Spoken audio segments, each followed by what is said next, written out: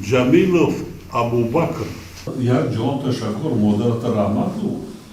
برای آنی که در آزمون اشتراک کرده جای اول سزاوار شد. بله جناب. 70,000 خیلی. 2 سال معاش معلم را گرفتی آزمون را. 2 سال. فهمیدید؟ بله جناب. این یک دیگرش که اینقدر کتابای خواندی دانش گرفتی عقلت شعورت وسیع شد. بله جناب. سخنندان سخنور بله جناب. کو یک پارچه از اون شعرهای قرائت کن.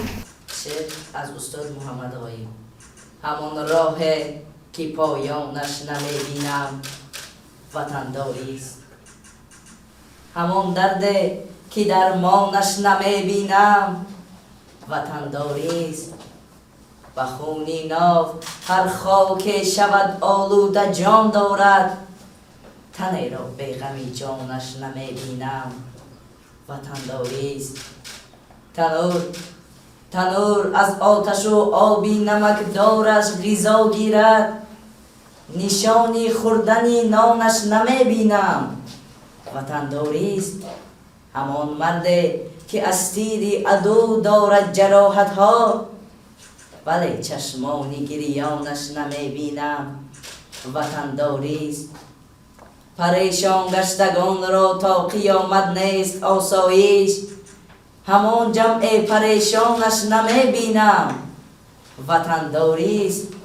اگر فکری وطن در سر نباشد سر چی کار آید، دلی خالی زی ارمانش نمیبینم وطنداری است. راهی آسان شوی این مشکل خود را همه جویند، همان مشکل که آسانش نمیبینم وطنداری است. فدایی را محمد شکوه از باری گرانش نیست، زی عمری خود پشیمانش نمیبینم وطنداری است. سلام باش. تشکر. دیدید بچه خواندن چیست؟ برآوردهای مرا گوش بکنید شما. گوش بکنید میفهمید. آینده تاجیکستان در دست شما، نوسان جوانان امروزه